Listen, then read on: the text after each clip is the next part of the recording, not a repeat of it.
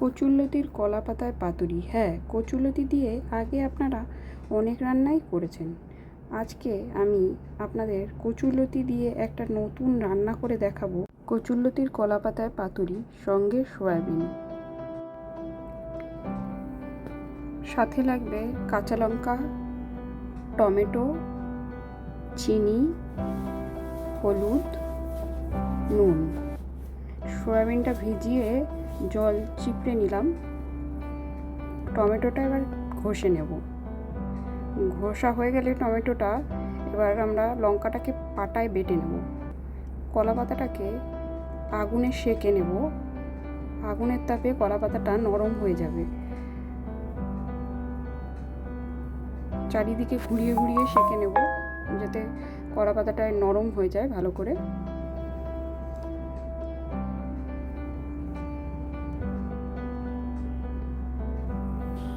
আবার কলা পাতাটা যাতে পুড়ে না যায়, ফোয়া ফুটো না হয়ে যায়।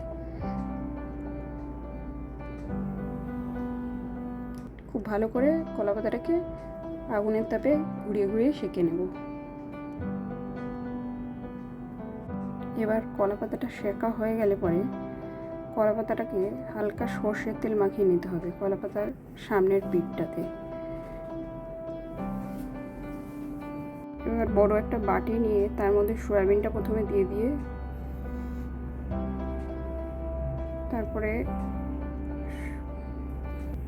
লতিটা দেবো।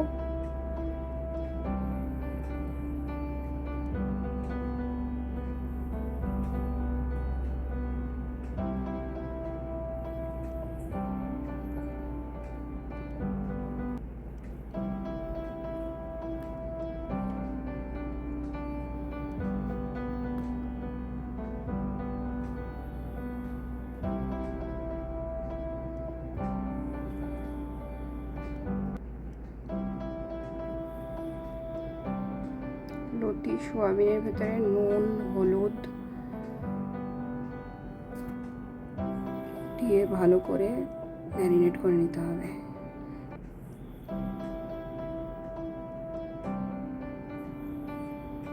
খুব ভালো করে মাখতে হবে, এখানে মাখাটাই আসল। এরপর দিয়ে দেবো টমেটো বাটাটা।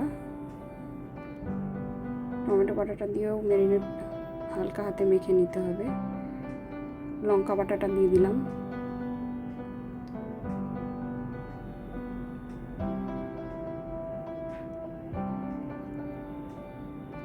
লঙ্কা বাটাটা দিয়ে ভালো করে মাখতে হবে।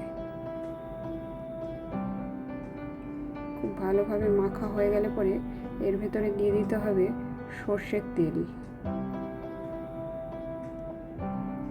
সর্ষের তেল দেওয়া হয়ে গেলে পরে একটু গুঁড়ো লঙ্কা এখানে অ্যাড করা যেতে পারে। এবার পাতায় সর্ষের তেল লাগানো পাতাটাকে একটা বড় থালার বা ডিশের উপরে রেখে সম্পূর্ণ মাখাটাকে মিশ্রণটাকে আস্তে আস্তে পাতাটার উপরে ঢেলে দেবো। পাতাটা যাতে ছিঁড়ে না যায়, চামচ দিয়ে ছড়িয়ে নেব পাতার উপরে।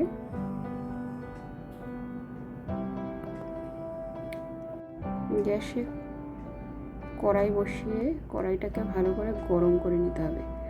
গরম করে অন্য আরেকটি পাতা সেই কড়াইটির ভেতরে দিয়ে দেবো। নিচে অন্য একটা পাতা দিয়ে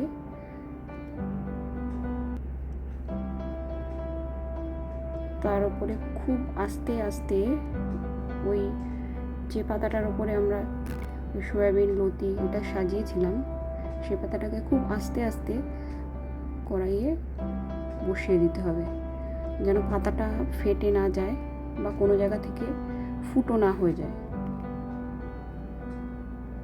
মনে রাখতে হবে ফুটো হয়ে গেলে কিন্তু সমস্ত তেল মশলা ওই নিচের পাতাটিতে পড়ে যাবে। খুব আস্তে আস্তে কাজটি করতে হবে, খুব সাবধানে। খুন্তি দিয়ে একটু হালকা হাতে ছড়িয়ে নিতে হবে।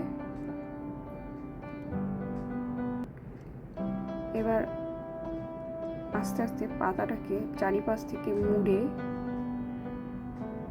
যেন সমস্ত সয়াবিন লতি সমস্ত কিছু কভার হয়ে যায়, আস্তে আস্তে মুড়ে একটা ঢাকনা কড়াইয়ের ওপরে চাপা দিয়ে দিতে হবে।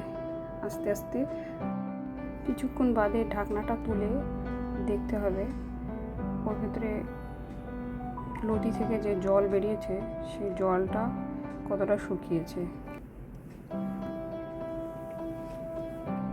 যখন জলটা শুকিয়ে আসবে পাতাটাকে উল্টে দিতে হবে, কিন্তু আমি এখানে পাতা উল্টানোর ভিডিওটা করতে পারিনি। আমাদের একটা বড় ডিশের ওপরে এটাকে নামিয়ে নিতে হবে প্রথমে, তারপরে এটাকে আরেকটা থালা দিয়ে দুটো থালার মাঝখানে একটা পাতা রেখে অন্য আরেকটি নতুন পাতা রেখে একইভাবে সেঁকা একটি পাতা রেখে আমাদের এই পাতাটাকে উল্টে দিতে হবে। আবারও খুব হালকাভাবে কড়াইয়ের উপরে দিয়ে দিতে হবে পাতাটা আস্তে আস্তে, আর পুরনো পাতাটাকে আস্তে আস্তে চেষ্টা করতে হবে।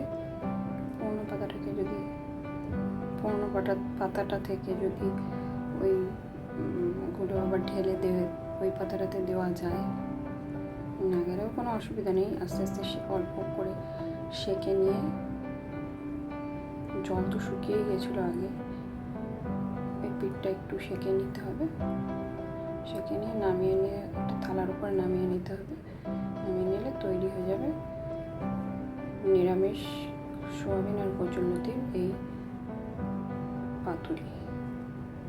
নিরামিষ এই রান্নাটা খেতে কিন্তু দুর্দান্ত লাগে। এইভাবে একবার বানিয়ে খেয়ে দেখবেন, ভালো লাগলে একটা লাইক করবেন, চ্যানেলটিকে সাবস্ক্রাইব করে পাশে থাকবেন।